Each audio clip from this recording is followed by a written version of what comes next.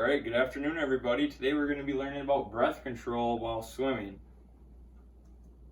Now, as a young boy, I had stage 3 liver cancer, and that put a lot of trauma on me. But one weekend, someone asked me if I wanted to compete in a triathlon. Does anyone know what a triathlon is?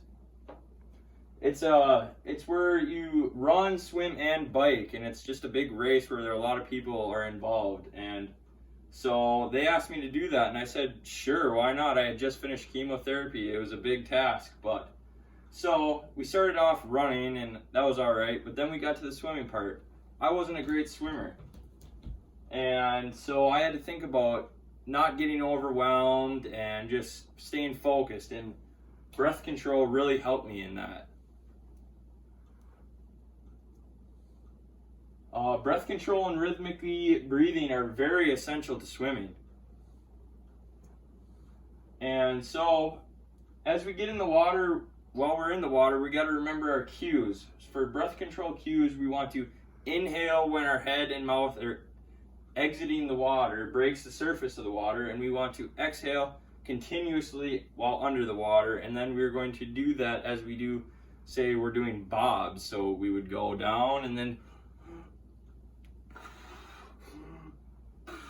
just like that.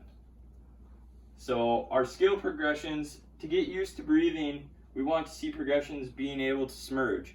So first we want to start with our mouth, then our nose, then our eyes, our whole head, and then after that we get into blowing bubbles underwater.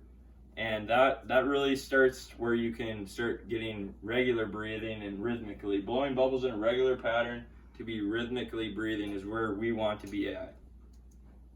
Now, modifications to make things easier for us, like say we don't like water in our eyes or we're scared to close our eyes underwater, we could wear swimming goggles. That makes it much easier so you can see while you're underwater and you don't have to worry about or get anxiety.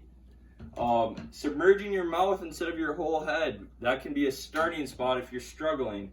So, and then always when you're first starting, we want to work in the shallow end of the pool. That way we can regain our feet and just stay safer. Things to remember now. We don't want to hold our breath.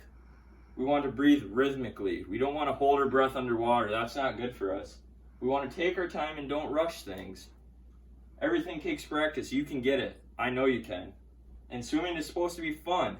Just remember that. And if you ever have any troubles with anything, always talk to your instructor. They'll always be there and they want to provide the best environment they can for you. So now let's see breathing while bobbing one more time. So we're breaking the surface, breathing in, exhaling while we're on.